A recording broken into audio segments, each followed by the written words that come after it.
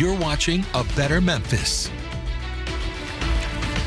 Tonight on Action News 5 at 6 o'clock, our colleague Joyce Peterson shares the story of a 16-year-old student athlete who unexpectedly died in his sleep. Today, the father of that young man, Dennis Price Sr., joins us here live on A Better Memphis to talk about how he honors his son with a nonprofit in his name and tries to improve the physical exams given to student athletes. So welcome, sir. Thank you. First of all, Dennis, do you mind sharing with our audience a little bit about your son, Dennis Jr.? What was he like? What did he love? DJ. DJ. He was just a great kid. I know every parent's gonna say that for their child, but one story in particular, when he passed, there was a phone number that kept calling, just kept calling me, and you know I was just going through, and I was like, so I got it. Right. It came so much that I recognized it. So I answered the phone with a little attitude. Right. And when it was a kid, it brought me down because I know it was a kid. So this kid told me about he didn't have the money. It's okay. To eat on a daily basis. So DJ just grabbed him and made him part of the basketball team. Wow. He pulled him in, didn't make us sing, and he paid for his lunch every day. And I remember his mom telling me that he was starting to take shoes from home and clothes from home To give to other kids. And he took it to this young man. So I didn't know anything about that until he passed.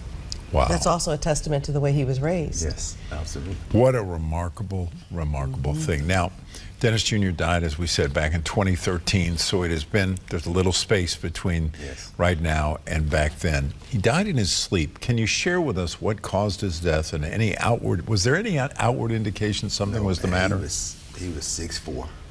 Wow. 200 pounds, solid muscle. You're talking about someone that worked out every day. Wow. I dropped him off his mom. I had his mom, Jane Farmer. Me and my wife, Tracy, dropped him off at home at 7 o'clock. He wanted to go home that night because he had to open up service. So he was gonna spend the weekend with me. And he said, Dad, I gotta go home because he wanted to get all the sleep he can get. Right, I understand. So I said I was gonna work that day. He was like, what do you mean? I said, I'll be home before you get out of church. So I drove to Birmingham, Alabama. At 7 o'clock that night, I dropped him off. I got up like at 4 to go to Birmingham so I could be back when he got up because he liked to go to Sunday dinners. We have Sunday dinners. Right. I have a huge family. I have 12 brothers and sisters. Oh, wow. So all of our It's a big family dinner, right? And kids be at Sunday dinner every Sunday. So he didn't want to miss that, so I told him I was gonna. So on my way down to Birmingham, I got the call from his mom and he had passed in his sleep. He passed from an undiagnosed heart condition of hypertrophic cardiomyopathy. The physicals that we do today in school, they're just they don't do that. No. They don't test for anything. There's no way it could have any indication. They're just crossing, signing off, or whatever. These physicals that we're trying to do right now are more in depth. Done by specialists, cardiologists, eye, nose, and ear specialists. So we're at the end as far as I know with LeBonner. We're almost there. I've already have the approval from Memphis City Schools, so they're just waiting on us to improve the. Yes. We'll get to more on that in just a second, because I want to talk to also about. Rather, through your grief, you also started a nonprofit before you even got to that, right? Yes. Tell us about the nonprofit, DJ's Closets, right? It's called the Dennis Price Jr. Foundation. Okay.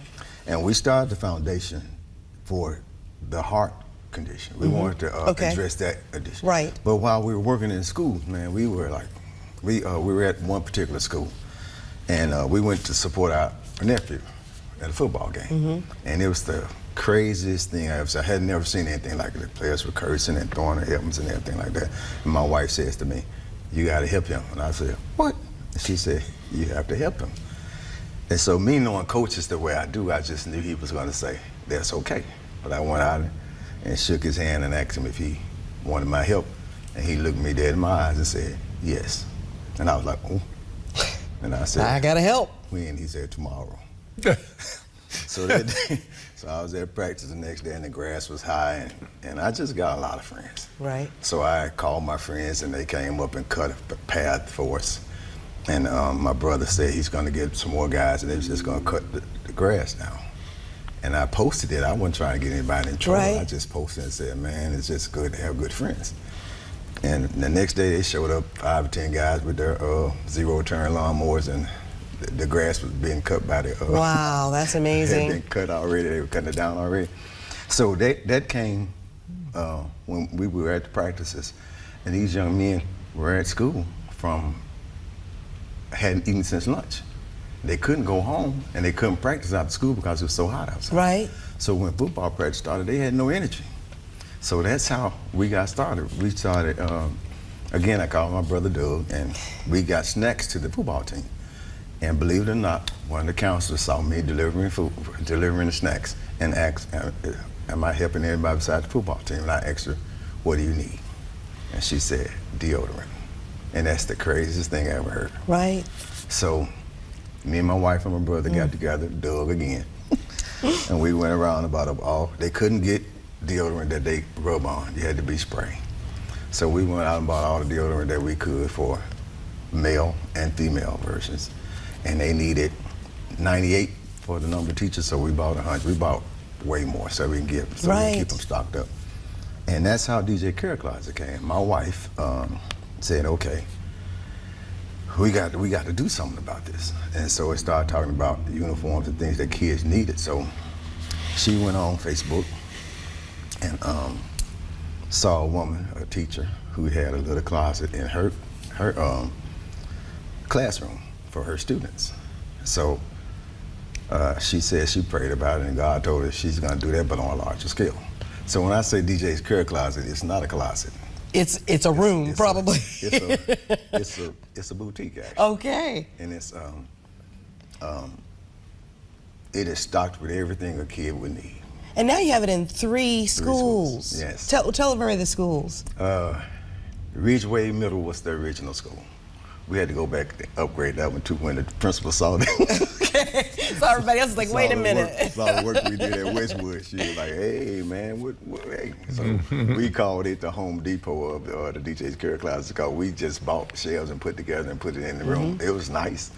But when we got a little money, started raising money, we upgraded to make it. My wife and daughter had this idea to make it look more welcoming to the students so they wouldn't feel like it was charity. Yes, yes. Isn't that great? Yes, so they come in. Quick story, last week we were at Jeter, Stock and Jeter. And the woman they're called, what are they called?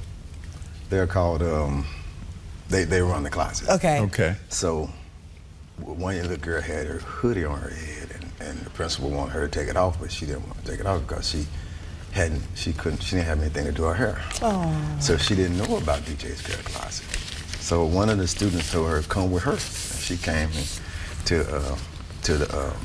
the woman who runs the closet, and she brought her in. And she sat her in front of the mirror in the Care Closet and did her hair. Isn't that great? Oh, that's wonderful. Well, we've got to wrap this up, but let me just say that through the foundation, you have made a great effort to increase the effectiveness and understanding of student athletes' health and their conditions. Yes. And you've got that there's a moving bill, forward. actually, And we're going to have moving complete through this coverage of legislature. that tonight with Joyce Peterson, the person who broke this story, one of our colleagues right here on Action News 5 and 6. So thank you so much for Thank you all for having being me. with I'm us sorry today. for And having thank you. me. Thank you No, not at all. Thank you for sharing this heartfelt and powerful story of your son and what his life now means to so many young kids. And I just want to thank you all because you are a big part of the success of the Inspiration Foundation. It's our pleasure. All we're doing is following your lead and telling your story. Thank you all. Thank you. Again, Watch Heart of a that Champion. story tonight at 6, Heart of a Champion. All right.